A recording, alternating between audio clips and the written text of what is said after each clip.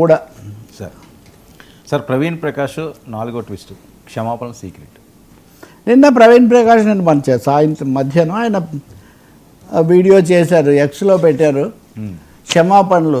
క్షమాపణలు అనే ఒక మాట అంటే కుదరదు. ఆ క్షమాపణలు చాలా పరిమితంగా, చాలా పద్ధతి ప్రకారం, చాలా కన్స్ట్రక్టివ్ క్షమాపణలు అవి. అందుకే నేను దీన్ని 4వ ట్విస్ట్ అంటున్నా. ఇది 4th స్టెప్. ఇది అంటే ప్రతిదానికి 4 దశలు ఉంటాయి కదా. ఉదాహరణకు మనం ఉపగ్రహాలను ప్రయోగించినప్పుడు రాకెట్ విడిపోవడానికి 4 దశలు ఉంటాయి. ఆ 4 దశల్లో ప్రవీణ్ ప్రకాష్ జగన్ హయాంలో సీఎంఓలో సర్వాధికారాలు చెలాయించారు. తనకంటే సీనియర్లను అలాగే కింది వాళ్ళను కూడా చాలా ఇబ్బంది పెట్టారు. ఇలాంటి కథనాలు వచ్చినటువంటి కాలం ఒకటి. ఆయన ఇప్పుడు కాదు, 2004 నుంచి ఉన్నారు, 2024లో ఉండటం కాదు, 4లో అప్పుడు కూడా ఉన్నారు, మధ్యలో అటు ఇటు మారారు. ఇప్పుడు ఆయన అప్పుడు అది చెలాయించారు అనేది ఒకటి వచ్చింది, అయిపోయింది. ఆయన మొన్న ఒక ఛానల్కు నెల కిందటే, ఎక్కువ రోజులు కూడా కాదు, నెల కిందటే ఒక ఛానల్కి ఇంటర్వ్యూ ఇచ్చారు. జగన్ ఓడిపోయిన తర్వాత ఆయన హఠాత్తుగా వీఆర్ తీసుకుంటూ పదవి విరమణ చేసి వీఆర్ఎస్ అన్నట్టుగా ఒకటి చెప్పారు. వీఆర్ఆ అన్న దాని మీద కూడా 2 వెర్షన్స్ వినిపిస్తూ ఉంటాయి. వీఆర్ వేకెన్సీ రిజర్వ్, వీఆర్ఎస్ ఏమో వాలంటరీ రిటైర్మెంట్ పెట్ సర్వీస్. దీని మీద 2 రకాల వెర్షన్స్.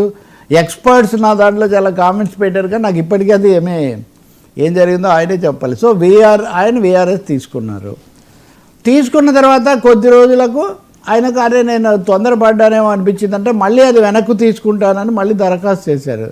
సో ప్రభుత్వం ఒప్పుకోలేదు. ఇది రెండోది. అంటే మొదటి దశ రాజీనామా, రెండో దశ వెనక్కు తీసుకునే ప్రయత్నం. అప్పుడు 3వ దశలో ఒక ఇంటర్వ్యూ ఇచ్చారు.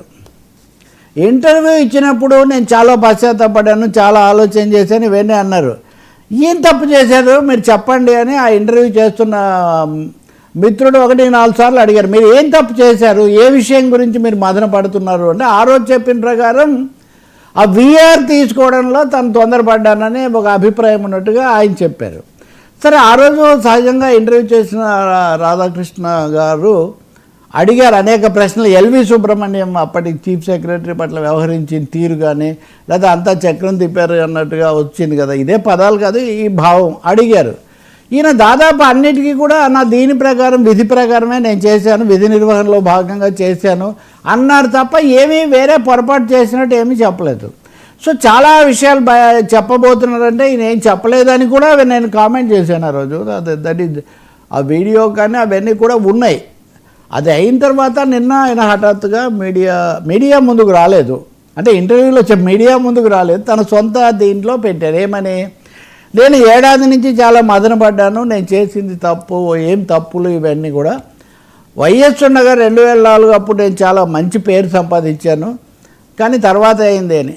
నేను తప్పు చేశాను మదన పడ్డాను అంటున్నారు, కానీ ఆ తప్పు ఏంటి అన్నది అయితే ఆయన ఏమి సూటిగా చెప్పలేదు.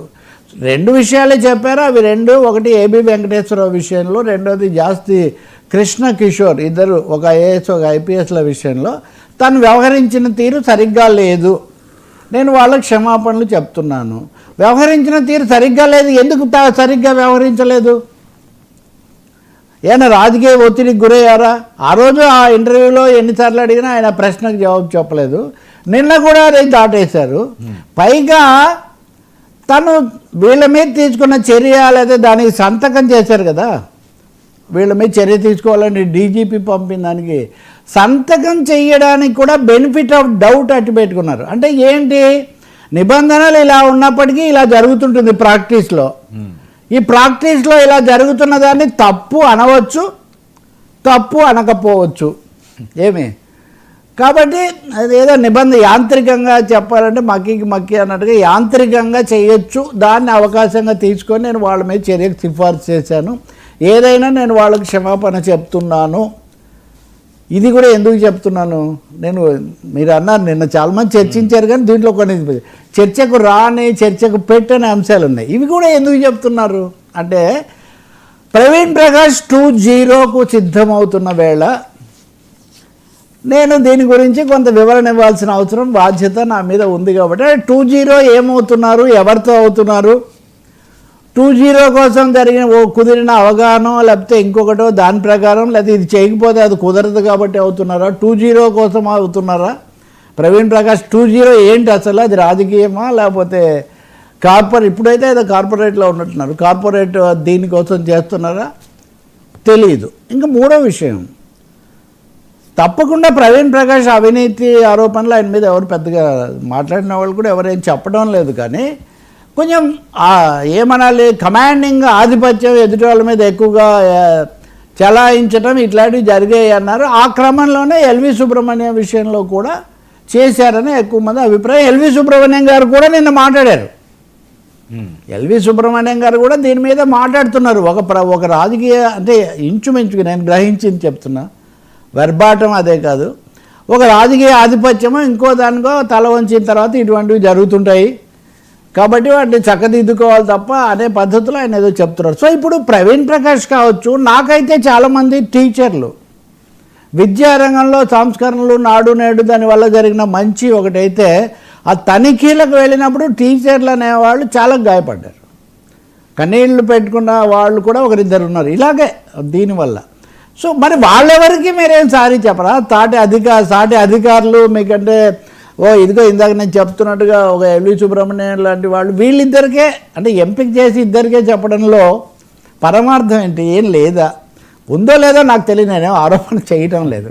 కానీ ఇదేదో క్షమాపణ అని ఫార్ములా లాగా, క్షమాపణ ఫార్ములాలో ఆయన ఏదో అయిపోయింది, ప్రక్షాళన జరిగిపోయింది అనుకుంటే మటుకు అది కూడా సరిగ్గా. ఇంకా మూడోది, మీరు చెప్పినట్టుగా ఐఏఎస్ ఆఫీసర్ నిబంధనల్లో చేయడానికి కూడా అవకాశం ఉండి మీరు చేసి ఉంటే, ఒక ప్రభుత్వంలో చేసిన వాళ్ళందరూ తర్వాత ప్రభుత్వం వచ్చినప్పుడు దానికి అంతా మేము క్షమాపణలు చెప్తున్నాము, అవన్నిటికి వ్యక్తిగతంగా చెప్తే ఉపయోగం ఉంది, వ్యవస్థాగతమైన మార్పు జరగాలి కదా ఇక్కడ. సో వ్యవస్థాగతంగా మీరు ఏం చెప్తున్నారు అది కూడా చెప్పాలి కదా. కాబట్టి నాకైతే ఇది చాలా లిమిటెడ్, ఒక విధమైన పర్సనల్ క్విడ్ ప్రోకో లాగా కనిపిస్తుంది. ఈ క్షమాపణ చెప్పడం ద్వారా ఒక ఘట్టం ముగుస్తుంది అని చెప్పడం తప్ప నేను అనుకుంటాను ఆ టీచర్లు, ఉపాధ్యాయులు, సహా అధికారులు చాలామంది అసంతృప్తి, ఆవేదన దీనికి గురి అయ్యారు. కాబట్టి ఈ చెప్పడం కూడా మీడియాకి క్రెడిట్ ఇవ్వడం ఎందుకని ఇంటర్వ్యూలో చెప్పకుండా నెల రోజుల్లోనే అంత జ్ఞానోదయం అవడానికి ఈ నెలలో ఏం జరిగింది? నెల కిందట ఒక ప్రముఖమైన వాళ్ళు మీ ముందు కూర్చొని ఇంటర్వ్యూ చేసి గుచ్చి ఇటు తిప్పి అటు తిప్పి ఎన్ని అడిగినా కానీ ఏమి చేయలేదని చెప్పిన మీకు నెల రోజుల లోపలే ఇంతగా పశ్చాత్తాపం, ఇంత జ్ఞానోదయం కలగడానికి ఇప్పుడు కూడా ఏమైనా రాజకీయాలు పనిచేస్తున్నాయా?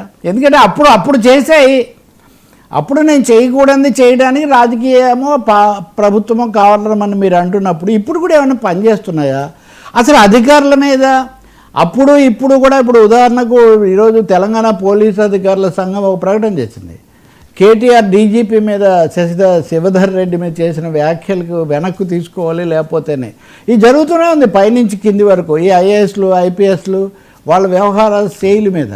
కాబట్టి ఒకటి ప్రవీణ్ ప్రకాష్ గురించి ఏం ఆలోచించుకుంటారు, పూర్తి విషయం ఏంటి అనేది ఒకటైతే, రెండవది ఇప్పుడు ఆయన చెప్పని ఎల్వి సుబ్రహ్మణ్యం స్పందించారు, కానీ ఆయన చెప్పిన వాళ్ళు ఇద్దరు ఉన్నారు, ఏబీవీ కానీ జాస్తి గారు కానీ వాళ్ళేం స్పందించలేదు, వాళ్ళు దీన్ని స్వీకరించారో లేదో కూడా తెలియదు.